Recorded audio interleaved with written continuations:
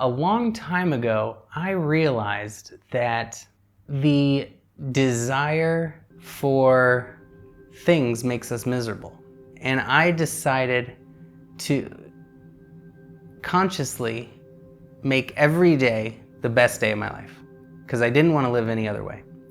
And so I pay very close attention to those thoughts that criticize, that complain, that compare this day to the perfect day.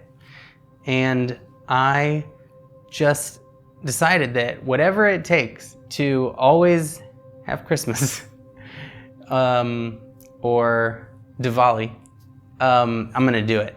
And so that's all. I just made a conscious choice to make every day and moment feel like Diwali. And that is really working out for me. And I think you just pay attention to how the craving, attachment, desire, longing, and that roller coaster ride of like, oh, it's not a holiday, it's a holiday, it's not a holiday, it's a holiday, just is not as exciting, fun, or enjoyable as living every day like it's the best day of your life. And so you watch those thoughts creep in that complain, tell you something negative about your situation, or how you wish a future situation would be here now, or you can't wait for something, and you notice that agitation and discontent, or even the excitement. You just notice it all, but you recognize how it disturbs your peace. And if you can't be as happy now as you could be in a future date, then that is where I would really put my focus on to fixing. You know, every day is not a big party, loud music, get a band, you know. But the variety is what's interesting about life. If it was if it was a band every day, you'd probably get bored of birthdays pretty soon. And so I think it's just noticing and appreciating the variety. And that allows you to love equally whatever comes into your life and whatever leaves. This moment to me is so much more interesting than any thoughts about the past or future. Any memories, any imaginings. Just this place here is the most peaceful, wild place I've ever experienced in my life. Every memory is like a blurry movie, you know? Every thought is just like the radio in the background. This moment, now this is interesting. You know what I'm saying? I remember when I was 13 years old, I had a Dick Tracy party because the Dick Tracy movie came out. And I was Dick Tracy, and I had all my friends over, and it was super fun. And I got, back then, Dick Tracy used to communicate through his phone, and it was like the craziest thing ever. He had a radio phone, and he could talk through it. And we didn't have iPhones or Apple Watches back then, so it was the coolest thing ever. And I got one, and it was so cool. Me and my friends were playing with the radios.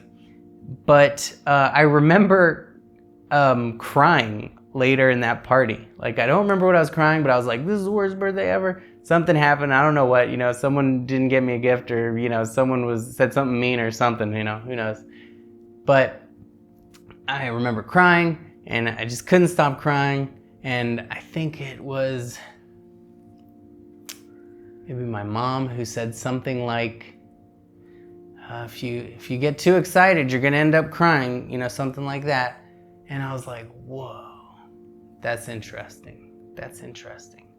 And I don't know if that's true, but I do know a lot of times I'd get a little carried away with excitement, and I'd hurt myself, you know, I'd like fall off the bed or whatever, and end up crying. So it seemed true a lot in childhood. And, you know, it's a good lesson in mindfulness, being careful and present. And also, I think it's a really nice lesson to learn to be at peace through those ups and downs, as I got probably carried away with excitement and ended up crying.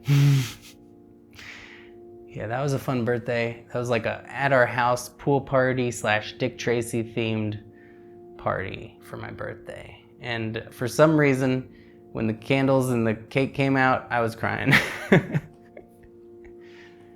The lesson is to not get carried away with these, highs and lows, and to just allow all of them equally in presence and peace.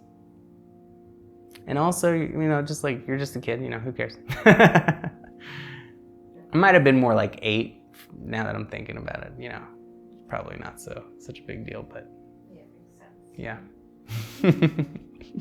Well, it's the same way with everything else that we make peace with. When we get older and maybe less people come to our birthday and people are having families of their own and our circle gets smaller, it's to appreciate those deeper, closer relationships, even if they're smaller and fewer.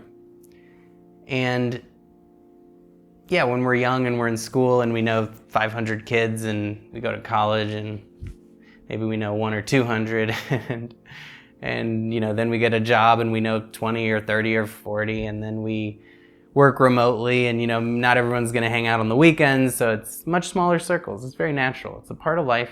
And only if we are attached to that youthful situation, and if we think life should stay like that we suffer. But if we can appreciate those deeper, closer relationships, nothing is like family. Nothing is like those relationships that stay through the course of a lifetime. Those are the deepest ones. And those have so many decades of stories and memories that they become very strong, and they can sustain us just as much. And to be totally truthful, we don't, it's really wonderful to have relationships. And if we feel alone, we can always put ourselves out there and make new ones. But there are people who are totally alone and very happy. There are people who have tons of friends and are miserable. So it's really how we respond. And our response can be either grateful, wise, with acceptance, or we can resist it and crave for something different and suffer it. It's always our choice, and really just starts from noticing that mental story in our head and noticing that it is not that important or significant. Little voice. 1% of our experience. Only we obsess over it and make it 100%. It's kind of like the grass is always greener. If we are always with people, it's very common that, I can't stand these people. These things they do drive me crazy. Drama, relationships, it's the worst. And then you're alone and, oh my God, where is everyone? I'm so alone. Both are great. Both have perks. Everything in life has ups and downs and positives and minuses, and it's what we focus on that determines our experience. We can really be grateful that if we're alone, we can meditate hours a day, undisturbed, without distraction, and reach that Buddha level happiness. And if we have so many friends and our social life's always full, we can reach that just fun and joy of just constant activity and doing. And if we're really lucky and wise, we'll find that middle path.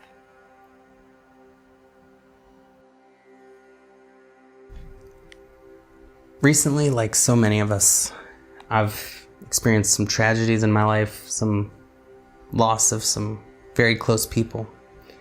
And that is what inspired me to write this book, Grief and Spiritual Healing, because the teachings I lay out here are what helped me survive and get through such a horrible time.